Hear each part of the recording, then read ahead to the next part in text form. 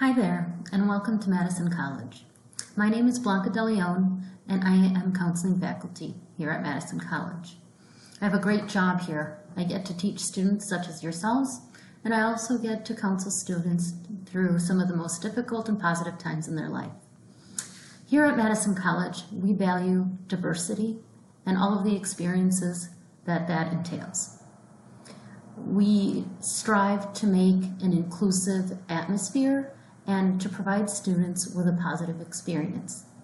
However, we also acknowledge that in your lifetime, you have received and experienced a number of micro and macroaggressions that have shaped the way that you view the world and how you interact within that world. To be honest, a lot of these experiences have been extremely negative and even traumatizing.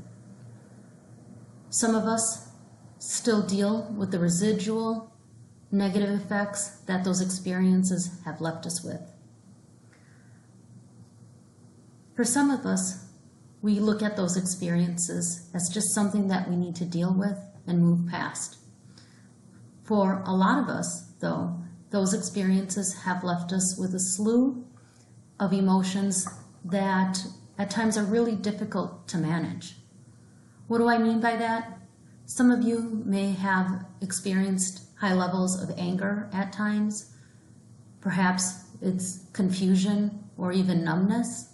And some of us just feel profoundly sad given the experiences and the world that we have to live in today.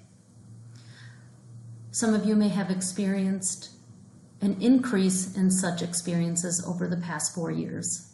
I can honestly say that that is something that I too have dealt with. Many of you may find yourselves drawing a line and picking sides as to where you stand on issues. Some of you may be on the opposite side of some of your Caucasian friends. I've heard a lot of students explain what they're experiencing as a race war. That the experiences that we are experiencing now are very similar to maybe something that your grandma or grandpa experienced in the 60s or in the 50s or even in the 70s. So what do we do with these experiences? Because it does leave us with a lot of emotions that we can't handle. Some of us have decided to use it with social activism. Some of us are still very confused about what to do with all of the emotions. One simple answer to that is to try out counseling.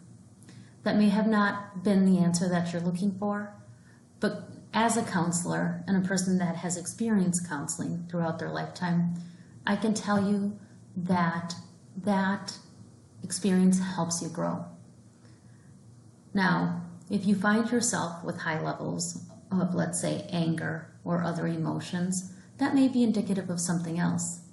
Many researchers are discussing how we, as people of color, are experiencing a lot of symptoms that you find with post-traumatic stress disorder. Now you may say, I've not heard that before.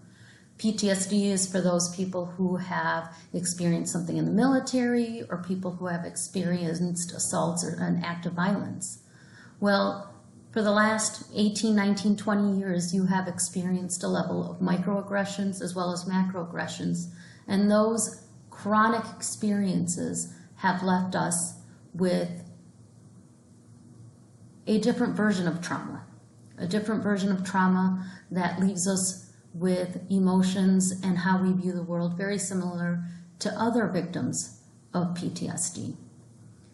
I would encourage you to work through some of those emotions so that you can get to a place where those emotions benefit you and help you do something more positive. You want to be able to get past these emotions so that you can focus on your schoolwork. I know a lot of students can get easily stuck in anger and sadness, and you have every right to feel those emotions. However, when we get stuck in a place, we're not the most productive.